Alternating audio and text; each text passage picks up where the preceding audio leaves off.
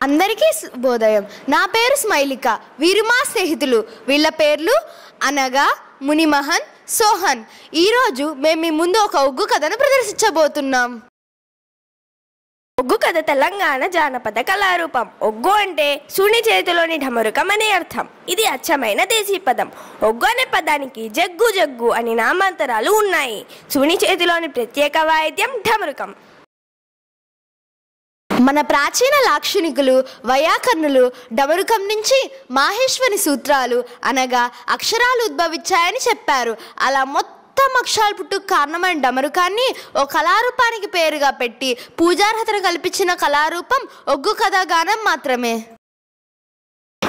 రాగ భావయుక్తంగా ఒక కథను అల్లడం, చెప్పడం కథాగానమని వ్యవహరించవచ్చు. అయితే ఒగ్గు కథను ప్రదర్శించే కళాకారులను ఒకరు ప్రధాన కథకులు అయితే 2, 3 లేదా అంతకు ఎక్కువ మంది సహా కళాకారులు ఉంటారు. ఒగ్గు కథను ప్రదర్శించే కళాకారులను ఒగ్గుగొల్లలు అంటారు. మరి ఈనాటి మా ఒగ్గు కథను ప్రారంభిద్దామా? మరి ఈనాడు ఏ ఒగ్గు కథను ప్రారంభిద్దాం? భారతదేశం ఘనత ఖండాంతరాలకు వ్యాపించడానికి, విదేశీయులు మన దేశానికి చేతులు ఎత్తి నమస్కరించడానికి కారణం మన కుటుంబ వ్యవస్థే. బండికి చక్రాలు ఎంత ముఖ్యమో సంసారం అనే బండికి భార్య భర్తలు అనే 2 చక్రాలు అంతే ముఖ్యం. రెండిట్లో ఏ చక్రం లేకపోయినా బండి సరిగ్గా నడవదు. నేటి కాలంలో సమాజంలో వస్తున్న విపరీత పోకడలైన ఈగో ప్రాబ్లమ్స్ దృష్ట్యా కుటుంబం చిన్న భిన్నం అవుతుంది. దీని వలన సమాజం మొత్తం చెదిరిపోయే ప్రమాదం ఉంది. కాబట్టి ఒకరిని ఒకరు అర్థం చేసుకొని స్నేహహస్తం అందించే ఆ కుటుంబమే స్వర్గం, ఆ సమాజమే స్వర్గలోకం అవుతుంది. వివాహం చేసుకునేది ఎన్నడూ విడిదేని స్నేహాన్ని అందించే తోడు కోసం అని ఇద్దరూ గుర్తించాలి. అర్థం చేసుకుంటే అపార్థాలు ఉండవు. హరిహరణ రఘునందన హరేర బ్రహ్మాండన మధ్యల మానిల్లు సామాజిగూడి ముద్దనేపల్లి పూర్ణాచారి ఛల్. మరి 101 దండాలు తల్లి. రెయిన్బో పాఠశాలలో మా వేదికకు ఇచ్చేసిన వారందరికీ శతకోటి వందనాలు తల్లి. కొంతమంది కథలు చెప్పేటప్పుడు డాన్స్ గురించి కానీ, ఏడుపు గురించి కానీ, జోక్స్ గురించి కానీ చాలామంది వస్తారు. వాళ్ళందరినీ మెప్పించడంలోనే ఉంది మా ఈ ఒగ్గు కథ. అయితే ఇందులోని సన్నివేశం భార్యాభర్తలు గొడవ పడతారు, సంతోషపడతారు, మళ్ళీ కలిసి మాట్లాడుకుంటారు. ఓ భామా పోసాని, నీ మొగుడు నచ్చినానే. ఓలొచ్చిండ్రు. నీ భర్త నచ్చినా అంటున్నా. ఎవరు మీరు? మీరో మీరో నాకు మీ మాట అర్థమైతే లేదు కాదురో. ఓ దేవుడా, ఓ రాములా, నీ మొగుడు నచ్చినా అంటున్నా. నాకు మొగరం ఎక్కడ పాడుపడ్డది మొగరమో మొగరమో మొగరము. నా ఇంటికున్న మొగరాలలో నేను ఏ మొగరం అనుకుందును కాదనరో. ఓ దేవుడా, ఓ రాములా. నీ చెవులు నచ్చినట్లు లేదు గాని నీ పతి నచ్చినా అంటున్నా. నాకు పత్తెక్కడ పాడుపడ్డది పత్తో పత్తో పత్తి. 12 ఎకరాలలో పత్తి పెట్టుకుంటే రోజుకు 200 మంది కైకోళ్ళని పెట్టి పత్తి ఏరంగా 1/2 కిలో పత్తి వెళ్తే 1/2 కిలో పత్తి పెద్దపల్లి బీటీ కొడితే నాకు 75,000 వచ్చినాయి కాదనరో. ఓ దేవుడా, ఓ రాములా. అబ్బబ్బా, నీ పురుషుణ్ణి వచ్చిందే నీ గడ్డం కాసిపోను. నాకు పులుసు ఎక్కడ పాడుపడ్డది పులుసో పులుసో పులుసు. నేను నిన్ననే 2 బుడ్డ మరకలు తెచ్చుకొని పులుసు కాసుకుంటే పులుసు బుడ్డి కాకపోతే ఆ జారట్లా పారబోసి గంగతానం చేసి నీళ్ళత్త మునిగొచ్చినా. ఓ దేవుడా, ఓ రాములా. నేను ఎవరో అనుకుంటేనే అవ్వో అవ్వా, వాడు కాదు వీడు కాదు నల్ల బంగారం వచ్చిండే అవ్వో అవ్వా. అమ్మలాల అమ్మలాల ఓ అమ్మలాల అమ్మలాల అమ్మలాల అమ్మలాల ఓ అమ్మలాల అమ్మలాల. ఆగయ్యా ఓ నాదా వస్తా ఉన్నాను, ఆగయ్యా ఓ నాదా వస్తా ఉన్నాను. అమ్మలాల అమ్మలాల ఓ అమ్మలాల అమ్మలాల అమ్మలాల ఓ అమ్మలాల. భర్తున్న బేటీకి బాలనాగ వచ్చన, భర్తున్న బేటీకి బాలనాగ వచ్చన. అమ్మలాల అమ్మలాల ఓ అమ్మలాల అమ్మలాల అమ్మలాల ఓ అమ్మలాల. ఏమండి, ఎంతసేపు పిలవాలి నిన్ను?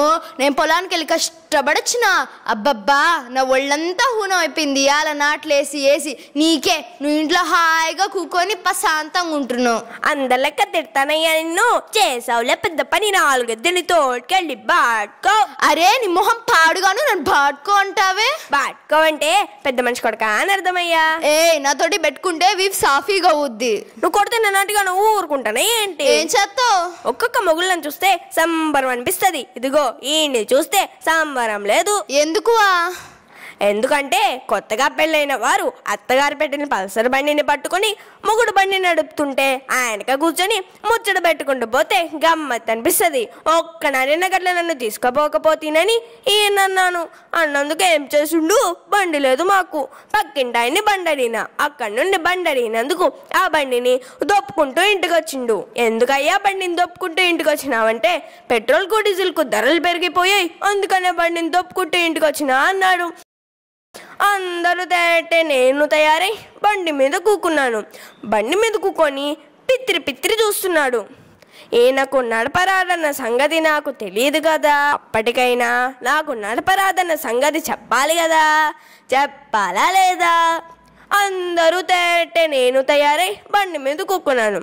బండి మీద కూకొని అటు ఇటు చూస్తుంటే తాళం చెవి తిప్పి కిక్కురాడు కొట్టుగా అన్నాను. కాలు చెయ్యాడి కిక్కురాడు కొట్టిండా. ఒక గేర్ వైపే 2 గేర్ వేసిండు. ఆఖరి తీరలేదు, 6 సార్లు పడగొట్టిండు. గిరా తిరిగినావు. గీ సొంటి మగుడిని పట్టుకొని నేను ఎక్కడా చూడలేదు. నా ఇజ్జత్ తీస్తావే నువ్వు. ఏం చేయాలి? నువ్వు మనిషివేనా? నువ్వు మనిషివేనా? బాట్కో. గిట్టగానుంటే మా అమ్మగారింటికి వెళ్ళిపోతా. మా అమ్మగారింటికి నేను వెళ్ళిపోతా. మా అమ్మగారింటికి నేను వెళ్ళిపోతా.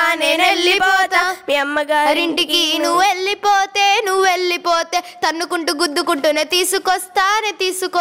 తన్నుకుంటూ గుద్దుకుంటూ నువ్వు తీసుకొస్తే నోటి నిండా భూతంతా నేను ఎల్లగక్కుతా. నోటి నిండా భూతంతా నువ్వు వెళ్ళగక్కితే సూరికున్న ముళ్ళుగడ్డ నేనందుకొని ఇప్పు సఫు చేస్తా. సూరికున్న ముళ్ళుగడ్డ నువ్వు అందుకొని ఇప్పు సఫు చేస్తే మూలనున్న చిపురు కట్ట నేనందుకుంటా. ఇక అయినతో కాదు గాని పోతా ఉన్నాను రంగా పై వస్తారా. పోయి రావే రంగి పోయి రాకే. ఇంట్లోని పని చేసిన పిల్లాడికి పాలు పట్టినా, పోతా ఉన్నాను రంగా పై వస్తారా. పొలానికి పోయినా నారు వేసినా పోయి రావమ్మా రంగి తిరిగి రాకమ్మా. బర్రెను గడ్డి వేసినా దుడ్డెను ఇడిచిపెట్టినా పాల సరువు ఎత్తుకొని పోతా ఉన్నాను రంగా పై వస్తారా. గాలిలోనికి చేయి ఇడ్చినా మట్టిలోనికి కాలు ఇడ్చినా పోయి రావమ్మా రంగి పోయి రాకమ్మా. ఇదేందినా నన్ను తిరిగి రాకంటున్నాడు? గట్ల కాదు, ఇప్పుడు చూడండి. కంట్లోని కాటుకెట్టినా పెదాలకు దాసెనెట్టినా అద్దంటా చూసుకుంటా నవ్వుతున్నారా రంగా.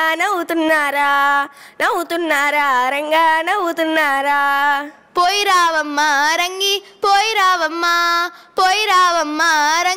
తిరిగి రాకమ్మా. పోయిరానే రంగా నువ్వే నా పెనిమిటి రంగా. అయ్యా నన్ను క్షమించయ్యా. ఇప్పటి నుండి ఇద్దరము కలిసి పని చేసుకొని హాయిగా ఉందామయ్యా. నన్ను క్షమించయ్యా. ఇదండి భార్యాభర్తల అనుబంధం. ఒకరిని ఒకరు అర్థం చేసుకుని బ్రతికితే జీవితం చాలా హాయిగా ఉంటుంది. ధన్యవాదాలు.